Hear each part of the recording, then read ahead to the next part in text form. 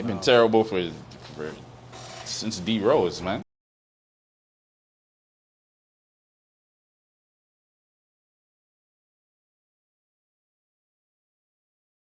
Yeah. That's crazy, bro. Yeah, that's crazy to hear you say that, man. But it was Nick Nurse. It was Nick Nurse and Fred VanVleet that I feel like they're just derailing this whole thing. Why is everyone blaming Nurse, man? And he got fired his championship year. I mean, the year after, man. Nick What? Nurse. Like, it's, I don't know, man. Nick Nurse, man. He them derailed the whole team, bro. I think Nick Nurse thought he was better than he is. I think that's his whole thing. He operated this whole team like with this arrogance of like, you can't talk to me. I'm a championship coach, but you never brought a team to a championship, bro. You never went through the ringer, you know? Like you never went through the trenches with the team. Nah, he did. He did kind of inherit the team, bro. Yeah. He did inherit the talent and the. Like, I mean, Steve Kerr inherited the team, but he spent so much years with the team now that you can say, all right, yeah. Was he when Mark Jackson was actually building the team though? Was Steve Kerr around those times? Because I don't remember. Steve Kerr, I believe, was he assistant? No, Steve Kerr was actually either the GM of Phoenix or a commentator. Okay, yeah, right. He was either GM of Phoenix or a commentator at the time. Because yeah, we know who built Golden State, bro. Like the dynasty. You know what I mean? Like, and hasn't been able to get a coaching job since. That's madness. Which is, yeah, that's crazy to me, man. You got Reddick in there now, boy. Mark Jackson, there's got to be something personal, man. I kind of don't understand it. Like it takes for Cameron to give him a job? Yeah, he's got to do something, man. Oh, this guy is like a brilliant, this is such a dope commentator too. Like, all the commentators have coined catchphrases, you know? Hey, mama, There goes that man, bro. Man down. Man down. Come on, bro. He was up. Come on, man. So, I mean, this guy has no place in the NBA? That's crazy to me. And even as an assistant? Big guy? Yes, sir. Yes, sir. No place? Come on. That's crazy, man. It's personal. So what are the Bulls looking like? They got a good draft pick, man. They got one of the guys that's projected to go fourth. I'm forgetting his name, man. He's a hometown guy though. And Chicago kid? Chicago kid. They pulled him from the G League, Lithuania originally. Oh. Huh? 6'10", yeah, 6'10", 6'10" guard. I mean 6'10" forward. He's a Lithuanian kid? Yeah, From but then Chicago? like his origins are Lithuania. He hasn't played there. Okay. He's considered one of them overseas prospects. So mashed up the G League, did real nice over there. And I know what that's gonna equate to when it comes to how he's gonna look on an NBA court. But it's a good pick. Now I don't know about this. You're talking about coaches and all that. Yo, management. The guy that inherited the team has been mashing up the Bulls for years, bro. Because they just traded away Caruso for Giddey. Did you see that? Mm-hmm. Is that a good Not to me, man. No? Not to me. Yeah. Why not? Why you say no? Because you know how we were just talking about leverage? Yeah. And when you have credentials and whatnot to negotiate better contracts, this guy was... All right, man. Take it easy. Enjoy your weekend. This guy made all defense for the third time in a row. So, you know what I mean? He's their best defensive player. So he made it again this year. Yeah. All defensive squad. And, bro, his three-point percentage just went up this year, 40%, man. So he's shooting. What does Giddey offer that he doesn't? Why they would feel like that's a good That's what I'm confused about. Because look at this. Oklahoma had all those draft picks. You remember when Oklahoma was just going through their terrible, but they never traded away their draft picks, man. They just kept them all. Mm-hmm. And the Bulls just do a straight up trade, bro. They don't even trade for like no picks, So it's nothing. man for man? Yeah, man for man. And those guys have all the picks, bro. Still, Oklahoma was smart, man. They were very smart. Each trade they've done and all the guys they've acquired straight through the draft and just kept all their picks and just were terrible for so many years, bro. Now look at them like.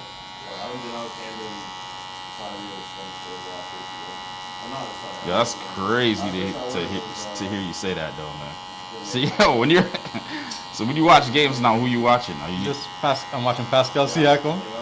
Oh, are you watching this Indiana run? I'm watching Pascal Siakam or watching OG. But mainly really just Pascal Siakam. Okay. Pascal Siakam. How do you feel about him over in Indy now? Yeah, I mean I rate it. Earning his keep? Like I understood why they let him go too. It was only fair, you know. Like if they keep him here, you're wasting him away. You know what I'm saying? You would have wasted on a bench, you mean? No, not waste Pascal on the bench, but wasted his ability to have a successful to do things. You know what I'm saying? Yeah. And it's like, you know what? All right, you know what? Our record's too shit right now. Go somewhere. Go somewhere and do something. You know what I'm saying? So you're saying Messiah was looking out for him? Yeah, Messiah was looking out for him. Okay. I hate it, but I rate it at the same time. You know? Yeah. Also, it would give him the opportunity to possibly have made an All-NBA team this year if everything went well. Yeah. Because even if he put up big numbers here, his team was so shitty, he wasn't gonna make All-NBA. Yeah, that's facts. Didn't they trade him like end of the season or close to it? Like close to it, right? I think mid. Yeah, mid. Yeah. Right. Yeah. So had the numbers been great and the team record that they had, and he was able to make All-NBA, then he could have had that. Yeah. Big contract. No, that makes sense, bro.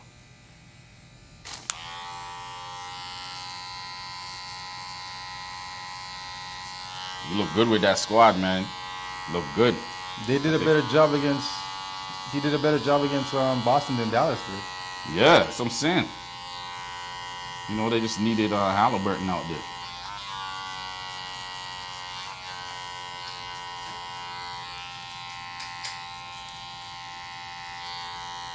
I was chilling and grilling the other day. Oh, it was fire, man. Mm-hmm. No, channel went crazy, bro. Channel went crazy. Yo, this guy's still like, it's not a time I'm not amazed at what he does, man. You know what I'm saying? He's been killing it, bro. Like, yo, he's here before, like, a lot of guys and still here killing it, bro. Yo, that longevity, you have to respect that. Like, you have to. I was carrying his crates, bro. You know what I'm saying? Geez. I was carrying those, bro. So just watching it. Nah, it's crazy. You ever been up there yet? No, not to the new one. Not since they've been to Stack Market. Okay. How's that environment over there? It's different, man, but just as dope. Okay. More intimate now, you know what I mean? You get to more intimate. Yeah. Like you get to the space ain't as it's not as big as what was the other one? Smith House? Yeah. Oh really? Yeah. I thought it was a bigger space. Smith House was more narrow. This is just my opinion. Like it was a little bit more narrow but longer. Mm-hmm. So this holds more, but the section where everybody's supposed to be like partying or whatever. That right. You know what I mean? Mm-hmm. So yes, it holds more, but you have to be here. More enclosed. Yeah. Smith House, it's longer, so you can stretch out all the way. Yeah, exactly. Capacity wise, numbers wise, I'm not sure, but that was dope, bro.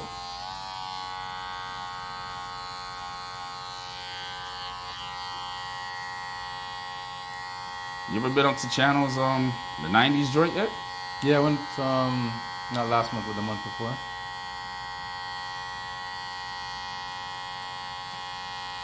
Who was playing there? I think Shay was playing there. Yeah, Shay was there last week, and then Sweet Touch is coming over this time, so I must.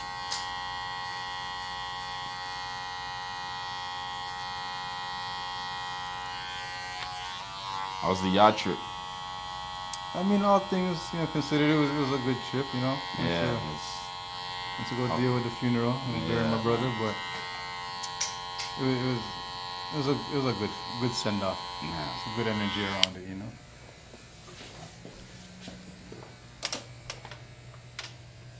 I realized that my send off is not gonna be like his way. Yeah. And what, like, in what way? What do you mean? Like just the bashment that you know, like the bashment and the amount of people that came to, you know. Oh, okay, yeah. Do we line the front? You say? Oh, yeah. So yeah, just line across. How about here? No, not there. Side, yeah, but Okay. just not there. All right. Mhm. Yeah, like man, I'll build tune for him. You know, like Yeah, I was hearing it, man. I was like, yo, it's wicked. wow, Wicked, bro. people revered him out there, man. It's a beautiful thing, man. I did my we did my auntie's like um celebration of life too this year. And Oh yes, I remember seeing. yeah, so it was like you know, you talking about your brother, right? Where it was like a huge send off. Yeah, it was like kind of the same thing with my aunt, and because I always grew up with my mom. My dad's side, the traditional like Ghanaian side, I missed out on a lot of that because I just wasn't around him, or you know what I mean, or the culture. Yeah. So it was like, yo, they do their funerals in like 3 parts, you know, Oh. and then yeah, even it's even as traditional as the way you walk around the casket, you know, the way you walk up to it, and you can't do it from they gotta be from like right to left in sequence, and then you just greet everybody, you know. Oh really? Yeah, so even that, man, like got to really experience it, and then it was like I understand the celebration of life part because they just wanted to celebrate it how they thought she would want everybody to be, you know, like not everybody to be there sad and distraught, but just as energetic as she was and enthusiastic, you know. That's kind of why they set it up like that.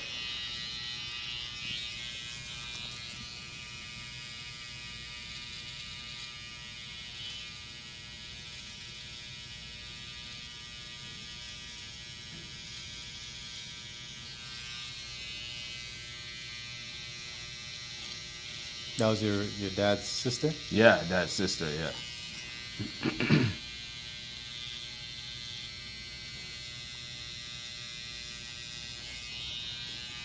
Bro went down on everyone, like the whole fam. Yeah. Yeah.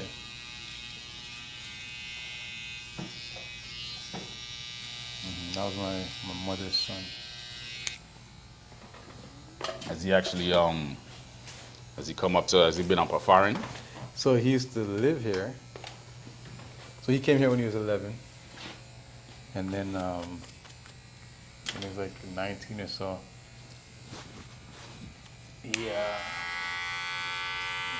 you know, in his little hustling thing, you know. Yeah. And he ended up spending some time in jail in Jamaica for Yeah. a couple of years.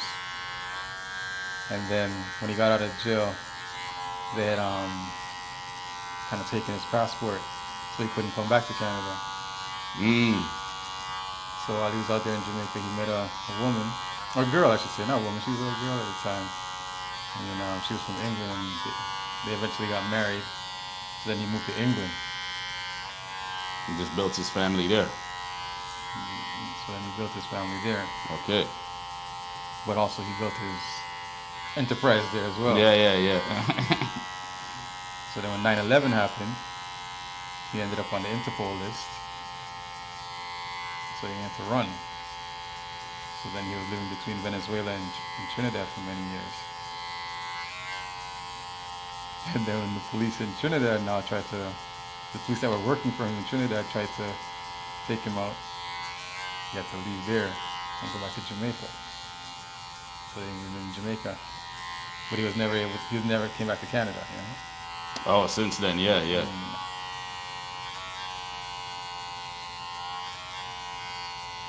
I really lived a full life, man. Wonderful life. Wow.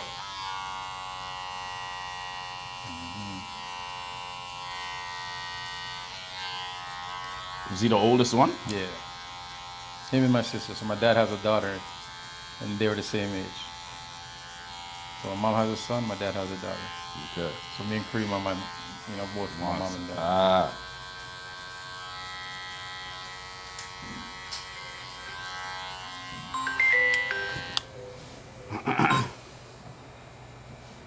Craigulus, how you make the girl them jealous? What you saying, boss? Oh, thank you, man. I appreciate you, brother. Everything is all right, man. I'm just there, do the people them work. What you up to? All right, all right. Oh, yeah, I appreciate the call, man. Love that. All right, be easy, brother. Cool. Is that a deep enough fade on the side, or you want to fade it more? No, that's blessed. Grinding, grinding, grinding, baby.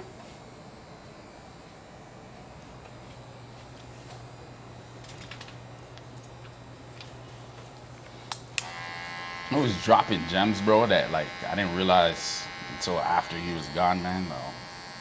Especially in his interviews, man. Pimp C, man. Pimp C? Yeah, bro. Oh, yeah? Yo, when you go back, man, like I got out UGK and them cats late, man. I didn't do the history or do the knowledge before on how deep the catalog was and how much they meant to the South, man. Yeah. You know what I'm saying? I didn't really understand that, bro. Yo, as you go back, it's just like, yo, man, I get it finally. Like, oh, these guys are so revered, bro.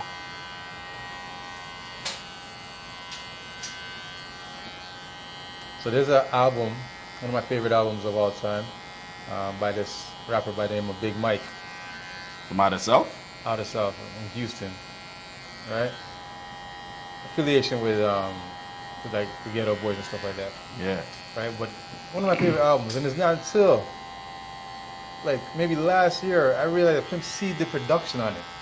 Say a word, for real. Bro, and I was like, wait a second. Cause I listened back to it and I go, wait a second, this is Pimp C's voice. Right? And I was like, on one of the hooks, and I'm like, wait a second. And I looked and I'm like, what? Pimp C from way back then? But what was it about Pimp C that you... Oh, it's crazy, man. Like, bro, Bun B actually, I went down a rabbit hole, man. Bun B was he's telling the story about Big Pimpin'. You ever hear that story? How he was talking about how he didn't even want to do the song or the video? Pimp C? Yeah, Pimp C. Okay, no. And he's just talking about how, they were supposed to go to Trinidad and shoot it. If you see the video, half of the video is in Trinidad. Where they're, do you remember that video? The carnival, yeah, for sure. Yeah, the carnival and all that. Well, you don't see Pimp C there, right? Because he's like, yo, I don't care who he is, bro. I don't care if that's Jay-Z or he has the biggest song out right now. If you don't come down here, if you want me in the video, he has to come down here. And he was in Miami at the time. So, yo, that's how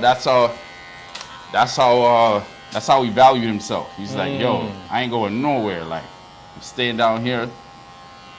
They actually came to him in Miami. Like they need to. He was on the beach. Yeah, you know what I mean? Like he just knew his value, man. Like he's like, yo, we're bringing as much to the song as he is. Like, if anything, if not more. You know what I'm saying? Like that's how they felt at the time, yo.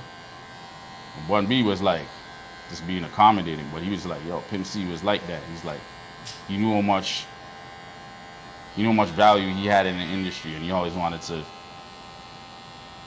Not only for people to see that, but it's like his pay to reflect that, you know?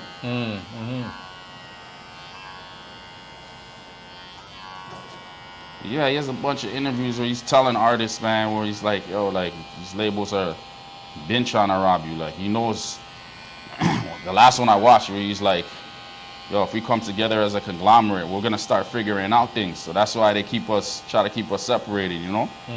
With the East, West, South, and make it geographical and whatnot. No, but it was more just about the artist, man, not about the regions, like, you know what I'm saying? So he was up on that, like, years ago, man. I'm trying to educate people about it, but, like,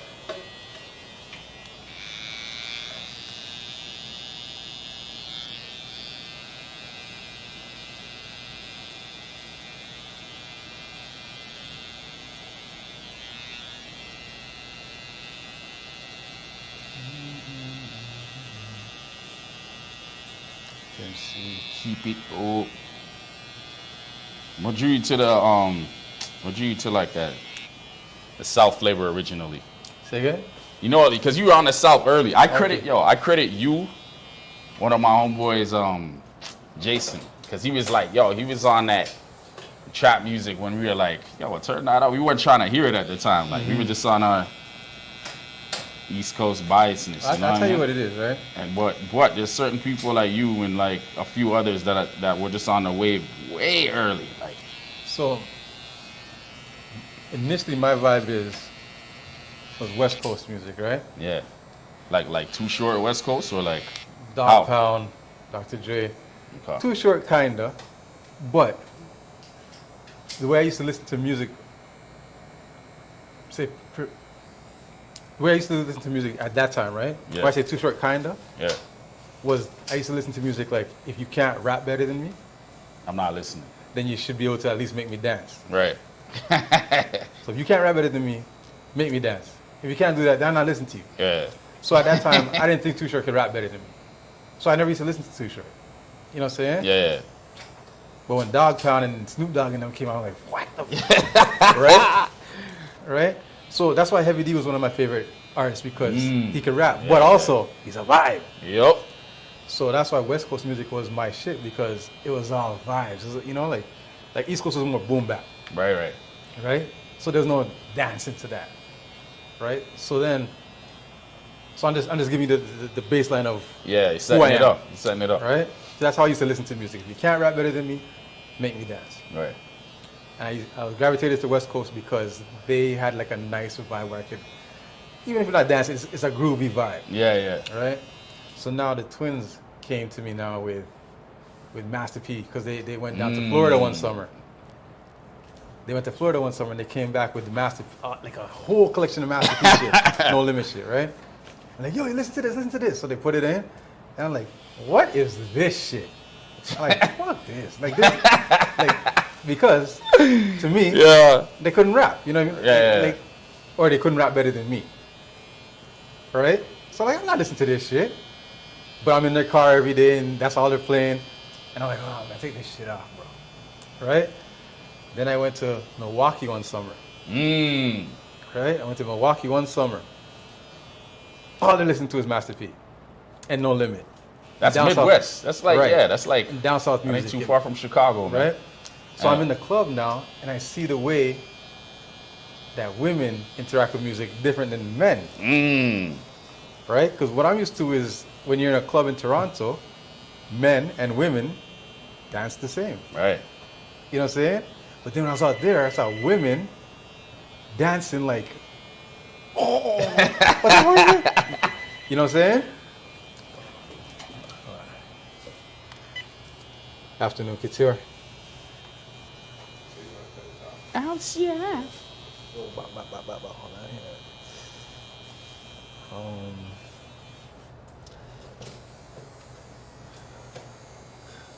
Let's see, where is it?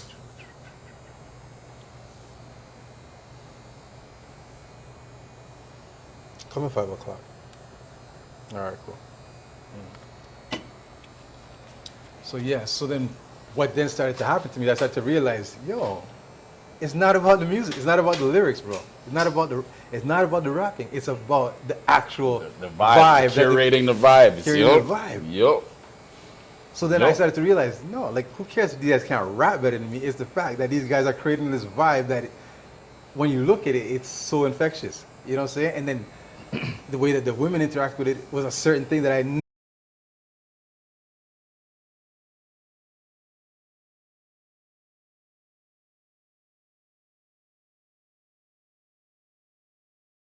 West California is just one big like state, bro. It's like California is like Bay Area, Richmond, guys, San Francisco, like, you know what I mean? It's, and each one of these regions are their own artists And to be and their completely own fair, vibe. yeah.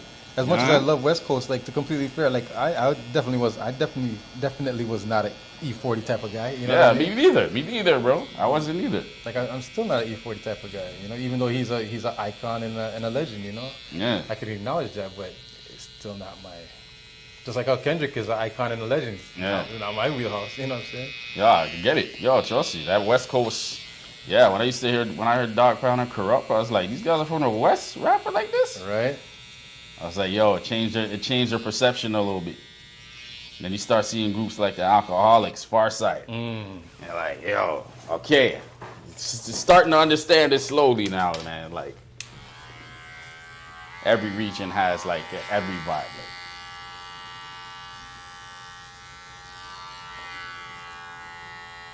Like, Hanging CDs with my noose. Watch me get loose. Like at most. Snapple got juice. Yeah.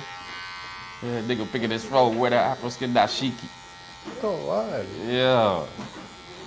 That's from the West. What are you talking about?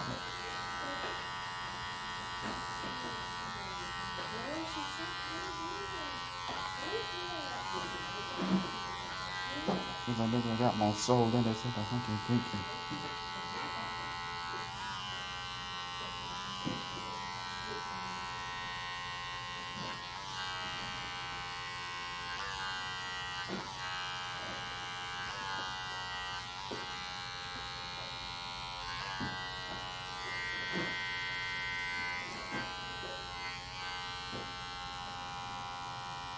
Yeah, so anyways, speaking about music, right now I honestly don't know how everybody has bought into this Kendrick is the God MC thing. Cause Bro, I feel like I know a million rappers better than Kendrick. I'm exhausted this convo, man. It's exhausting even discussing it now, bro. Like, man, I'm guessing everyone you get when you sit down and cut, do you get their take on it?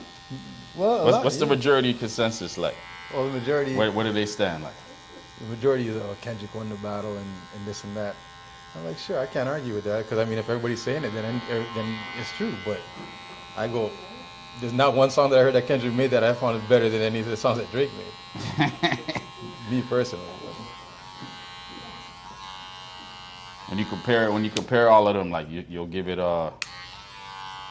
you say Drake was making a better songs? Better songs for sure. You know, like definitely, like in my mind, you know. Yeah. And people have even admitted, like they said when I first heard they not like us. They're like they didn't like it, but now they like it. And I go, yeah, because that's programming. Yeah, facts. Right. What do you think goes into marketing like? You know what I'm saying? It'll drive you towards what you think the machine is for, man. Like I'm not even gonna lie, like every day I'm in here, I'm like, hey Drake, I heard you like me young. Yeah. Yeah. Man, that battle just distracted a lot of good music, man. Cause there you go. Dogg Pound dropped the album like right in the midst of that. And it's fine. Like, I didn't even know if you heard it. Like, yeah, I didn't get to listen to it yet. Like, it's incredible. I listened to the interviews leading up to it, but I haven't really listened to the album yet.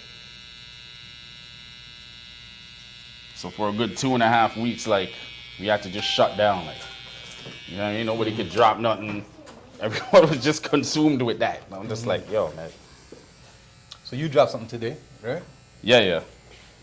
On streaming platforms. I actually dropped it on Bandcamp before. Okay. I mean, I try to use Bandcamp before any of the digital streaming. Is that a method that you do?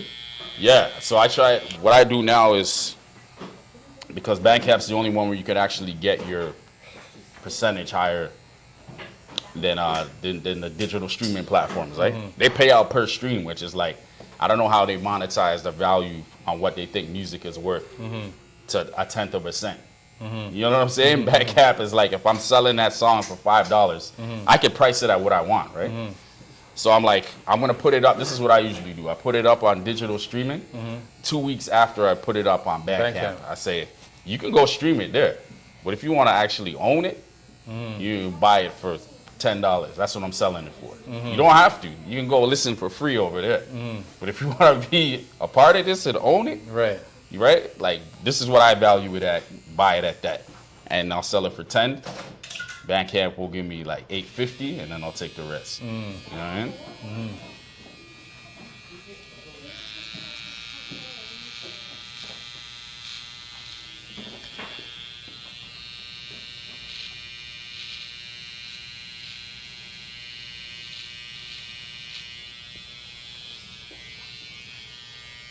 Go on top? Yeah.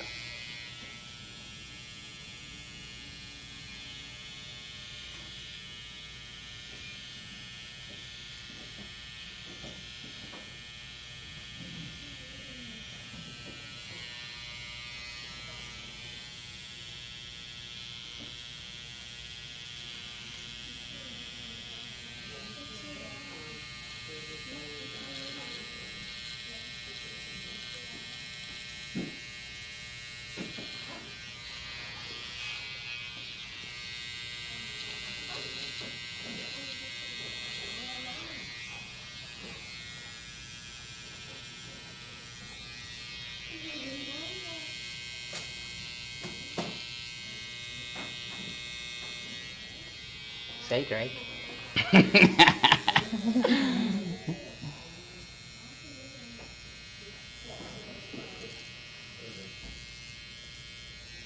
What you bumping nowadays? What are you listening to?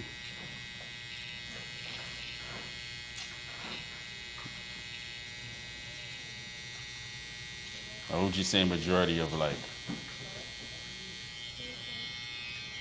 are you still on vinyl or are you still I'll tell you, mostly reggae.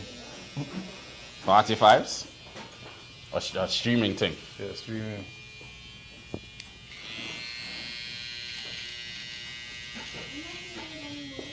Foundation or what? Jack Cure, Torres Riley.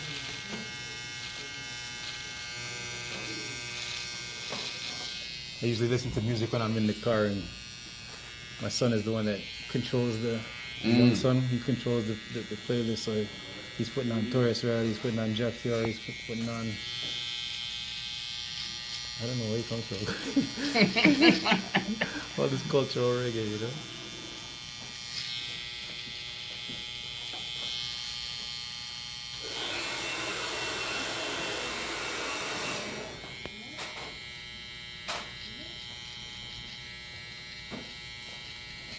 It had to be what he heard in the house, man. How else did he notice? All right.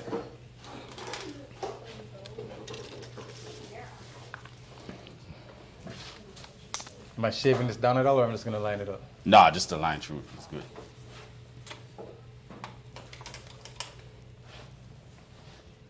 I heard you like 'em young. You better never go to Cell Block 1.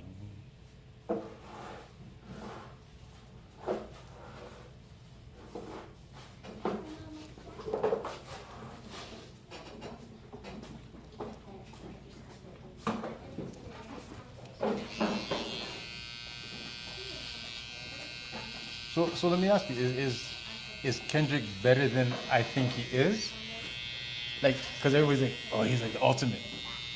Is he that? Just like music, bro, it's all subjective, man. I've been a fan from like time, right? But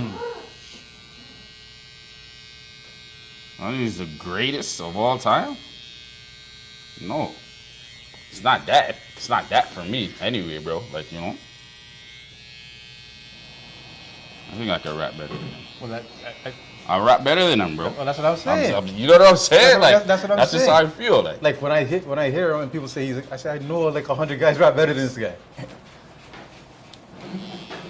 But then I said, let me ask you, because I mean, because you know I'm not willing to just hand over that. You know what I mean? Does he put in work and absolutely show the consistency, bro? And can he rap dope? Yes.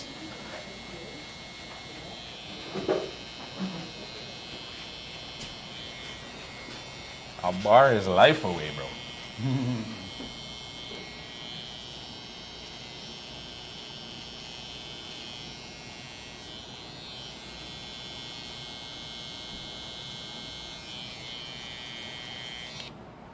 Man, never go to Cell Block 1.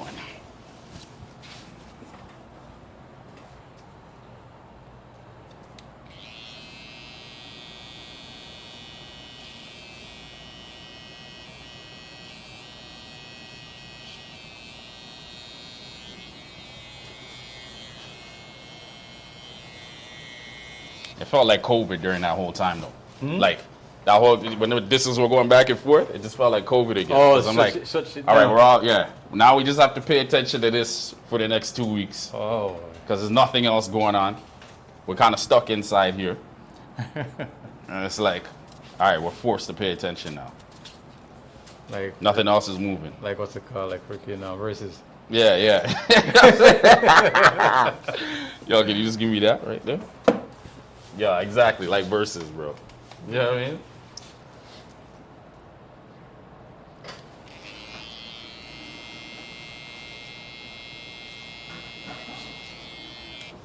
And they're acting like it's some huge paradigm shift, though. I'm like, come on, bro. All good. Yep. Yes, sir. Appreciate it, bro. Holiday.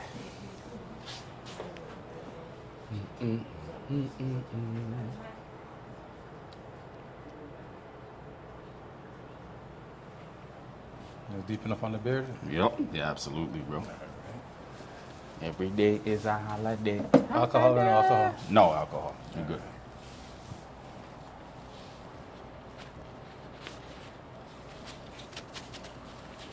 Tryna bang with the clip. Yes, sir. Another motherfucking holiday. What's that guy's name again? Witch doctor. Rich Doctor. You brought an Outcast